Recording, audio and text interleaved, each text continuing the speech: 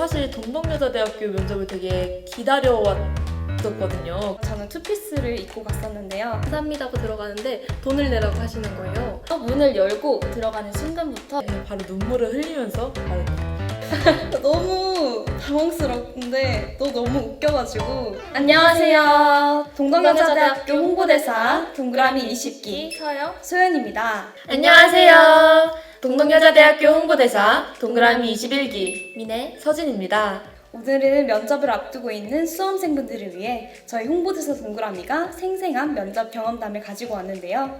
면접을 앞두고 긴장되시는 분들을 위해 저희가 꿀팁을 가지고 왔습니다. 학교와 학과 전형에 따라 다를 수 있다는 점 꼭 기억해 두시길 바랍니다. 동덕여자대학교 동덕창의리더 전형은 면접 비율이 50%나 되죠. 네, 맞아요. 그래서 저도 면접 준비하기 전에는 집에서 너무 부끄럽지만 혼자 셀프 영상을 찍어서 저의 태도를 많이 확인했던 것 같아요. 역시 서진대사는 언변 능력이 뛰어나죠.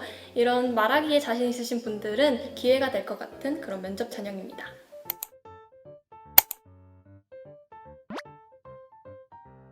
저는 긴장을 좀 많이 하는 편이라서 청심환을 먹고 학교에 들어왔는데요. 근데 청심환을 먹었는데 면접 대기 시간 동안 청심환 효과가 다 떨어져가지고 면접 막상 들어갈 때는 떨었던 기억이 납니다.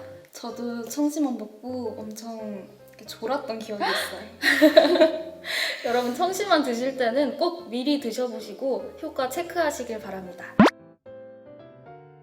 저는 면접을 보러 왔을 때 정문에서 명찰 주머니를 파시는 분을 만난 적이 있어요. 네, 맞아요. 저를 잡고 이게 필수 준비물인데 안 챙기셨냐고 하시면서 주시길래 제가 받고 감사합니다고 들어가는데 돈을 내라고 하시는 거예요. 그래서 면접 때문에 긴장도 돼서 돈을 내고 면접을 보러 갔는데 아무런 필요가 없었던 물건이더라고요. 그래서 여러분들도 면접 때 무엇이 필요한지 꼼꼼하게 체크하고 가시길 바랍니다.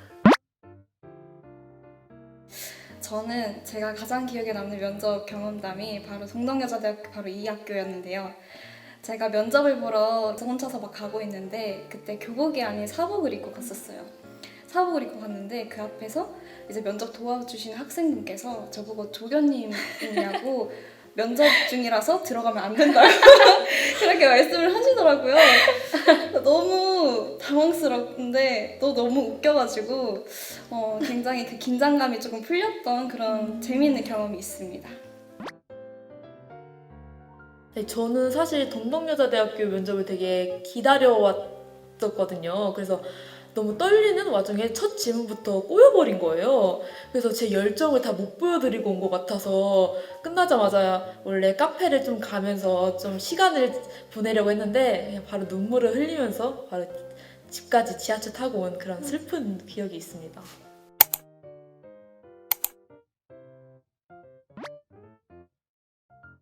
사람의 첫인상은 3초 만에 결정된다는 말이 있잖아요. 그래서 저는 이 질문에 어느 정도 동의를 하는데요. 처음부터 소심하고 의기소침한 모습으로 들어가는 것보다 밝고 당당하게 웃는 모습으로 들어가면 면접관 분들도 더 긍정적인 에너지를 느끼실 수 있을 것 같습니다. 따라서 문을 열고 들어가는 순간부터 밝고 긍정적인 기운을 뽐내시면서 들어가시면 더욱 긍정적인 분위기 속에서 면접을 보실 수 있을 것 같습니다. 우선 동덕여자대학교는 복장에 대한 규제가 없습니다. 그래서 자유롭게 자신의 사복을 입어도 되는데요. 저 같은 경우에는 패션 디자인학과를 지망하기 때문에 저만의 개성을 나타낼 수 있는 사복을 선택했습니다. 예를 들어 저는 투피스를 입고 갔었는데요. 다른 분들은 이제 이상하게 쳐다볼 수 있겠지만 저는 저만의 개성을 잘 나타낼 수 있다고 생각을 했고 또 그 부분을 교수님들께서 좋게 봐주셨던 것 같습니다. 사실 이건 개인마다 활동 차이가 커서 확답을 드리긴 어렵지만 제 경험을 말씀드리자면 저는 자기소개서와 생활기록부 두 개를 연결지어서 대답을 많이 했던 기억이 납니다. 어떤 질문이든 본인만의 스토리텔링을 만드는 게 중요하다고 생각해서 생활기록부와 자기소개서를 본인만의 이야기로 만드는 게 중요한 것 같습니다. 그래서 생활기록부와 자기소개서에 겹치는 부분들을 미리 찾아보고 예상 질문들을 만들어서 연습해보시는 게 좋을 것 같아요. 확실히 학과 교수님과 관련된 선생님들이시기 때문에 학과와 관련된 질문들이 많기는 해요.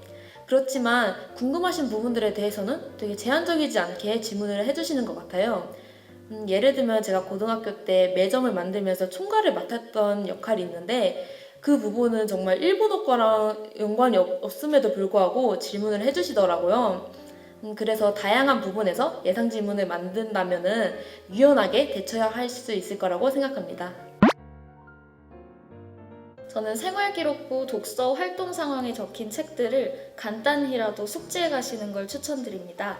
저는 제인 오스틴의 오만과 편견이라는 책을 읽고 느낀 점을 영어과에서 배우는 영문학 입문이나 영미 소설의 이해 같은 문학 관련 과목들을 연결지어서 대답한 적이 있는데요. 꼭 독서 관련 질문이 아니더라도 학과에서 배우는 수업을 어느 정도 훑어보시고 가면 면접관 분들도 이 학생이 학과에 대해 많이 공부해왔구나, 많은 관심을 가지고 있구나 이런 점을 느끼실 수 있을 것 같습니다. 그래서 여러분들 꼭 학과 홈페이지 들어가셔서 배우는 과목들 한번 체크해 보시는 걸 추천드립니다. 우선 저는 국어국문학과인데요. 저는 평소에 고전문학보다는 현대문학을 더 좋아하는 편이에요. 그런데 첫 번째 질문부터 제가 잘 모르는 고전문학 질문을 받아서 굉장히 당황을 했던 기억이 나요. 최대한 답변하려고 노력은 했는데 사실 정말 모르는 작품이었어서 사실대로 모른다고 대답을 했고 대신 면접관님께 저는 고전문학보다는 현대문학을 더 좋아한다고 말씀드려서 제가 자신 있는 질문을 받을 수 있게 유도했던 그런 기억이 있습니다. 모르는 질문에 시간을 끌기보다 제대로 아는 질문에 더 구체적이고 정확하게 답변하는 게 중요한 것 같다고 생각합니다. 우선 면접에서 받는 질문의 개수와 합격의 여부는 아무런 관련이 없다고 생각을 하는데요. 저 같은 경우에는 거의 5분 정도의 면접 시간을 가졌어요. 질문 개수가 아마 3개에서 4개 정도였던 것 같은데요. 질문 개수가 너무 없어서 분명히 떨어졌겠지 하고 낙심하면서 이제 집을 돌아갔었는데 바로 합격의 연락을 받고 정말 이거는 합격 여부와 질문 개수는 상관이 없겠구나. 그 짧은 시간 안에 나를 잘 나타낼 수 있으면 충분히 합격할 수 있겠구나라는 생각을 많이 했던 것 같습니다.